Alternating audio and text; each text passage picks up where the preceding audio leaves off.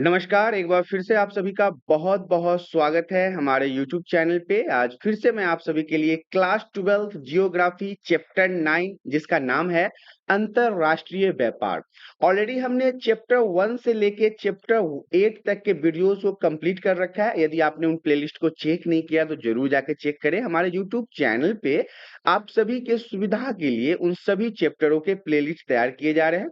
और साथ ही साथ आज हम चैप्टर 9 के बारे में बात करने वाले हैं। तो आइए शुरुआत करते हैं क्लास 12th जियोग्राफी चैप्टर 9 जिसका नाम है अंतर्राष्ट्रीय व्यापार। इसके सबसे पहले स्लाइड में हमसे पूछा जा रहा है अंतर्राष्ट्रीय व्यापार का इतिहास क्या है? जो ये इंटरनेशनल मार्केटिंग हो रहा है इसका हिस्ट्री क्या है? तो देखिए प्राचीन समय में स्थानीय बाजारों में व्यापार प्रतिबंधित था। धीरे-धीरे लंबे दूरी का व्यापार विकसित हुआ। पहले इतनी लंबी दूरी का व्यापार नहीं होता था। जिसमें से सिल्क रूट एक उदाहरण है। सिल्क रूट के बारे में आपने इसे पहले के चैप्टर में भी पढ़ा है, जो चाइना के रूट से गुजरता है। यह मार्ग 6000 किलोमीटर लंबा था। कौन? सिल्क रूट, जो रोम को चीन से जोड़ता था और व्यापारियों ने इस मार्ग से चीनी रेशम, रोमन ऊन, धातुओं आदि का परिवहन किया। मतलब एक जगह से दूसरे जगह तक ले जाके व्यापार किया है। बाद में फिर क्या हुआ? समुद्री और महासागरीय मार्गों की खोज हुई, समुद्र के माध्यम से व्यापार होना शुरू हुआ और फिर जो बिजनेस का है वृद्धि हुआ। 15वीं शताब्दी में दास व्यापार का उदय हुआ। दास मतलब आपको पता है इंसानों की खरीद बिक्री, जिसमें पुर्तगाली, डच, स्पेन और ब्रिटिश ने अफ्रीकी मूल निवासियों को पकड़ लिया और अमेरिका के बगान में मालिकों को बेच दिया करते थे। इसी को दास प्रथा कहते थे। औद्योगिक क्रांति के बाद औद्योगिक देशों ने कच्चे माल का आयात किया और गैर औद्योगिक देशों को तैयार उत्पादों को निर्यात किया। मतलब कि अपने यहाँ तैयार सामान करके दूसरे देशों में बेच करके ये क्या करते थे? व्यापार करते थे, बिजनेस करते थे। इसमें कुछ पॉइंट्स हैं जैसे कि रेशम मार्ग के जरिए चीन की रेशम एवं रोम की ऊन जो हुआ करता था उसका भारत एवं मध्य एशिया के जरिए व्यापार होता था। ये पहला पॉइंट है। दूसरा है अफ्रीका से दासों का व्यापार अमेरिका में होता था। ये ऑलरेडी हमने पढ़ लिया। तीसरा है औद्योगिक क्रांति के समय विनिर्मित वस्तुओं का व्यापार होता था। आधुनिक युग में डब्ल्यूटीओ का गठन हुआ था। आधुनिक युग में पतनों की महत्वपूर्ण भूमिका रही है। तो ये सारे कुछ पॉइंट्स हैं जो ऑलरेडी हमने इसमें डिस्कस कर भी लिया था, लेकिन अगर पॉइंट टू पॉइंट लिखना हो तो उसके लिए ये सारे पॉइंट्स महत्वपूर्ण होंगे। अगला हमारा कहता है अंतरराष्ट्रीय व्यापार का आधार क्या है? बेस क्या है? इंटरनेशनल व्यापार अगर कोई करता है तो उसका बेस क्या था? तो राष्ट्रीय संसाधनों में अंतर संसाधन दुनिया में असमान रूप से वितरित किए जाते हैं। ये अंतर क्या था? ये जो डिफरेंस है ये मुख्य रूप से भूविज्ञान, खनिज संसाधन और जलवायु को संदर्भित करते हैं। भूवैज्ञानिक संरचना जिसका अर्थ है राहत सुविधाएं, भूमि के प्रकार जैसे कि उपजाऊ मिट्टी होना, पहाड़ी जगह होना, तराई क्षेत्र होना, जो कृषि के लिए, पर्यटन के लिए और अन्य गतिविधियों का समर्थन करती है, मतलब इसके लिए उपयोगी माना जाता है। खनिज संसाधन, खनिज से समृद्ध क्षेत्र व्यापार को आगे बढ़ाने वाले औद्योगिक विकास का समर्थन करेंगे। जलवायु, यह एक क्षेत्र में पाए जाने वाले वनस्पतियों और वहां के जीवों के प्रकार को प्रभावित करता है, जैसे कि ठंडे क्षेत्रों में ऊन का उत्पादन, रबर, केले उष्णकटिबंधीय क्षेत्रों में बढ़ जाता है। तो मतलब जो जलवायु होता है उसके हिसाब से वहां पे चीजों का विकसित होना होता है, जैसे कि वनस्पतियों का ही हो गया या फिर जीव जंतुओं का ही हो गया, तो वो जलवायु के ऊपर निर्भर करता है। तो ये इसका आधार माना जाता है। देशों के बीच जनसंख्या का आकार, वितरण, विविधता, माल के प्रकार और मात्रा के संबंध में व्यापार को प्रभावित करती है। बाहरी व्यापार की तुलना में आंतरिक व्यापार की बड़ी मात्रा में स्थानीय बाजारों में खपत के कारण घनी आबादी वाले क्षेत्रों में होती है।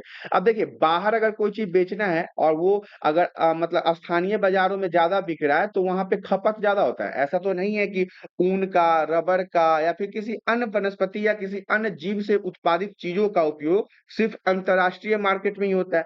स्थानीय मार्केट में भी उसकी खपत बहुत ज्यादा होती है। सांस्कृतिक कारक कला और शिल्प के विशिष्ट रूप एवं संस्कृतियों में विकसित होते हैं और व्यापार को फिर जन्म देते हैं। इससे व्यापार बढ़ता है। जैसे चीन की चीनी मिट्टी के बर्तन और ब्रोकेस ईरान के कालीन, इंडोनेशिया के बाटिक कपड़े, इन सभी को स्थानीय रूप से इतना ज्यादा विकसित किया गया कि इसे अंतरराष्ट्रीय लेवल पर पसंद किया जाने लगा। आर्थिक विकास के कारण औद्योगिकृत राष्ट्र निर्यात मशीनरी, तैयार उत्पाद, खाद्यान्न और कच्चे माल का आयात करते हैं।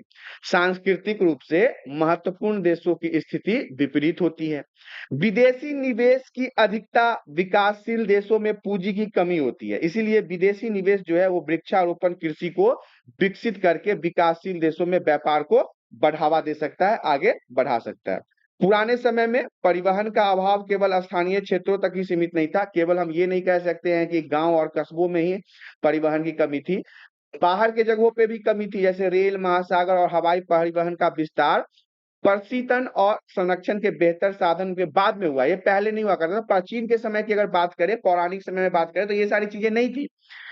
व्यापार के स्थानिक विस्तार का अनुभव किया है किसके बाद? महासागर में जब जहाजें चलने लगी, हवाई परिवहन आ गया, इस सब का जब विस्तार हुआ है उसके बाद जाके परिवहन की स्थिति में सुधार आया है। अगला पॉइंट हमारा कहता है अंतरराष्ट्रीय व्यापार के प्रकार क्या है, कितने प्रकार के होते हैं? तो पहला प्रकार तो ये है, दूसरा प्रकार ये है द्विपार्श्विक व्यापार। दो देशों द्वारा एक दूसरे के साथ किया जाने वाला जो व्यापार है वो द्विपार्श्विक व्यापार कहलाता है। और बहुपार्श्विक व्यापार क्या होता है? तो बहुत से व्यापारिक देशों के साथ किया जाने वाला व्यापार जो है वो बहुपार्श्विक व्यापार कहलाता है। एक नंबर के लिए इंपॉर्टेंट प्रश्न है ये।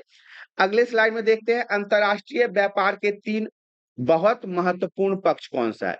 तो पहला पक्ष तो हमारा कहता है व्यापार का परिमाण, दूसरा है व्यापार संयोजन और तीसरा है व्यापार की दिशा। अब इन तीनों को डिटेल्स में जानेंगे आगे की स्लाइड में। तो पहला हमारा क्या था? पहला था व्यापार का परिमाण। तो व्यापार का परिमाण क्या होता है? व्यापार की गई वस्तुओं का वास्तविक तौल परिमाण कहलाता है। अगर हमने इंडिया में कोई 1 केजी सामान लिया है, मतलब 1 केजी चीनी लिया है, और अब हम अमेरिका में अगर जाते हैं तो वहां भी वो 1 किलो ही होना चाहिए, तो यही इसका तौल परिमाण कहलाता है। सभी प्रकार की व्यापारिक सेवाओं को तौला नहीं जा सकता। अब दुनिया की जितनी चीजें हैं उसे तो आप तौल नहीं सकते, इसलिए व्यापार की गई वस्तु एवं सेवाओं का कुल मूल्य को व्यापार का परिमाण के रूप में जाना जाता है। व्यापार संयोजन क्या होता है? व्यापार संयोजन से अभिप्राय देशों द्वारा आयातित मतलब खरीदा हुआ और निर्यातित मतलब बेचा हुआ वस्तुओं एवं सेवाओं के प्रकार में हुए परिवर्तन से है, चेंजेस से है। जैसे पिछली शताब्दी में शुरू में प्राथमिक उत्पादों का व्यापार प्रधान था, बाद में निर्माण क्षेत्र की वस्तुओं का आधिपत्य हो गया, अब सेवा क्षेत्र भी तेजी से बढ़ रहा है, तो ये व्यापार संयोजन के रूप में जाना जाता है। अब हम बात करेंगे व्यापार के दिशा के बारे में। तो पहले विकासशील देश कीमती वस्तुओं तथा शिल्प कला की वस्तुओं आदियों का निर्यात करते थे। 19वीं शताब्दी में यूरोपीय देशों ने विनिर्माण वस्तुओं को अपने उपनिवेशों से खाद्य पदार्थ एवं कच्चे माल में बदलने, निर्यात करना शुरू कर दिया। वर्तमान में अगर बात कर ले तो भारत ने विकसित देशों के साथ प्रतिस्पर्धा शुरू कर दिया। आज जो चीन है वो तेजी से व्यापार के क्षेत्रों में आगे बढ़ रहा है, क्योंकि चीन जो है इस प्रकार की चीजों को व्यापार के क्षेत्र में लगा रहा है और व्यापार की दिशा को बदल रहा है। व्यापार संतुलन किसे कहते हैं? एक देश दूसरे देश को कुछ वस्तु या सेवा भेजता है, निर्यात करता है, या कुछ वस्तु और सेवाओं को अपने देश में मंगाता है अर्थात आयात करता है। इसी आयात एवं निर्यात के अंतर को हम व्यापार संतुलन के रूप में जानते हैं। अब हम बात कर लेंगे व्यापार संतुलन के प्रकार के बारे में। तो ऋणात्मक संतुलन है, देश दूसरे देशों से वस्तुओं के खरीदने पर उस मूल्य से अधिक खर्च करता है जितना वो अपनी वस्तुओं को बेचकर मूल्य प्राप्त करता है, अर्थात आयात का जो मूल्य निर्यात का है वो मूल्य से अधिक होता है, इसीलिए इसे हम ऋणात्मक संतुलन कहते हैं। अगर वहीं पे हम धनात्मक संतुलन की बात कर लें तो यदि निर्यात का मूल्य मतलब बेची गई आयात के मूल्य से अधिक है तो यह धनात्मक व्यापार संतुलन कहलाएगा। ये व्यापार संतुलन के प्रकार के बारे में था, ये भी 1-2 नंबर के लिए महत्वपूर्ण है। ऋणात्मक संतुलन किसे कहते हैं, धनात्मक संतुलन किसे कहते हैं, ये आपसे एग्जाम में पूछा जा सकता है। अब हम बात करेंगे मुक्त व्यापार के बारे में। जब दो देशों के मध्य व्यापारिक बाधाएं हटा दी जाए, बिजनेस से रिलेटेड जितनी भी परेशानियां होती है उसे हटा दिया जाए, जैसे सीमा शुल्क टैक्स जो है उसे खत्म करना, इसे हम मुक्त व्यापार कहते हैं। मुक्त व्यापार के गुण ये होते हैं कि घरेलू उत्पादों एवं सेवाओं को अंतर्राष्ट्रीय प्रतिस्पर्धा मिलती है, हम अपने चीजों को अंतर्राष्ट्रीय लेवल पे खरीद और बेच सकते हैं, जिससे उत्पादन की गुणवत्ता में वृद्धि होती है और व्यापार में भी, बिजनेस में भी मुनाफा प्राप्त होता है। लेकिन अगर हम मुक्त व्यापार के दोष की बात करें तो विकासशील देशों में समुचित विकास न होने के कारण विकसित देश अपने उत्पादों को उनके बाजारों में अधिक मात्रा में भेज देते हैं, जिससे विकासशील देशों की अर्थव्यवस्था प्रभावित होती है और उनको अपने उद्योग बंद करने पड़ते हैं, उनके अपने जो धंधा पानी होता है उनको वो शट डाउन कर देते हैं। तो ये इसके दोष के रूप में जाना जाता है। अब हम बात करेंगे विश्व व्यापार संगठन, जिसे हम WTO कहते हैं। ये इंपॉर्टेंट रहेगा 5 नंबर के लिए आपके एग्जाम के लिए। विश्व व्यापार संगठन की जो नींव है GATT मतलब general agreement on trade and tariff के रूप में 1948 में हुआ था। 1995 में GATT विश्व व्यापार संगठन के रूप में परिवर्तित हो गया। विश्व व्यापार संगठन एकमात्र एक ऐसा अंतरराष्ट्रीय संगठन है, इंटरनेशनल ऑर्गेनाइजेशन है, जो राष्ट्रों के मध्य विवादों को निपटारा करता है।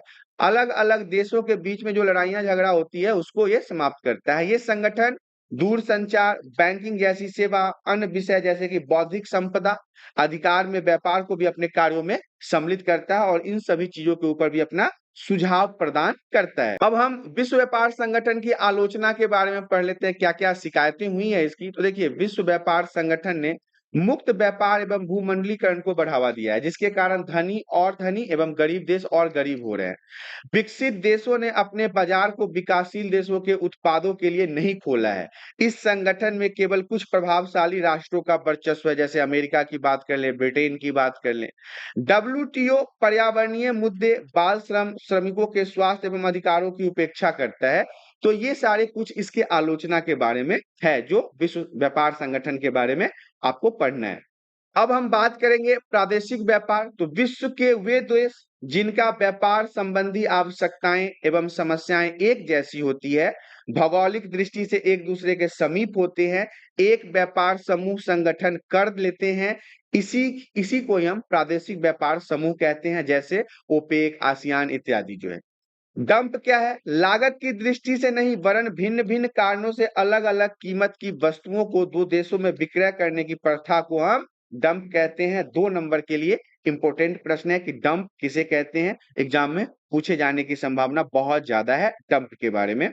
अब हम बात करेंगे मार्ग पतन एवं आर्थ्रोपो पतन में क्या अंतर है। तो देखिए, मार्ग पतन जो है वो समुद्री मार्ग पर विश्राम केंद्र के रूप में विकसित हुए हैं। यहाँ पर जहाज ईंधन, जल एवं भोजन के लिए लंगर डालते हैं, जैसे होनोलुलु एवं सिंगापुर। यहाँ पे जो जहाज सब रुकते हैं उसके लिए मार्ग पतन है।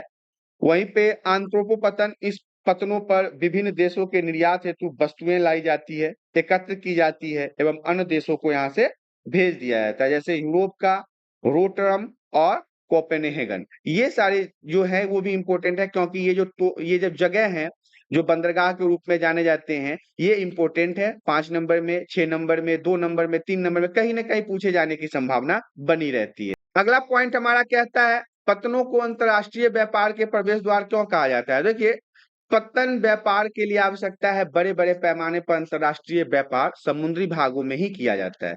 ये पत्तन निम्न सुविधाएं प्रदान करता है, जैसे जहाजों को रुकने, ठहरने और आश्रय प्रदान करने के लिए, वस्तुओं को लोड करने के लिए, उतारने के लिए, भंडारण करने की सुविधा प्रदान करते हैं। अत्याधुनिक सुविधाएं हैं वहां पे। प्रशिक्षकों, छोटी नौकाओं की भी सुविधाएं हैं कि वो किनारे तक किसी वस्तु को लेके आ सकते हैं।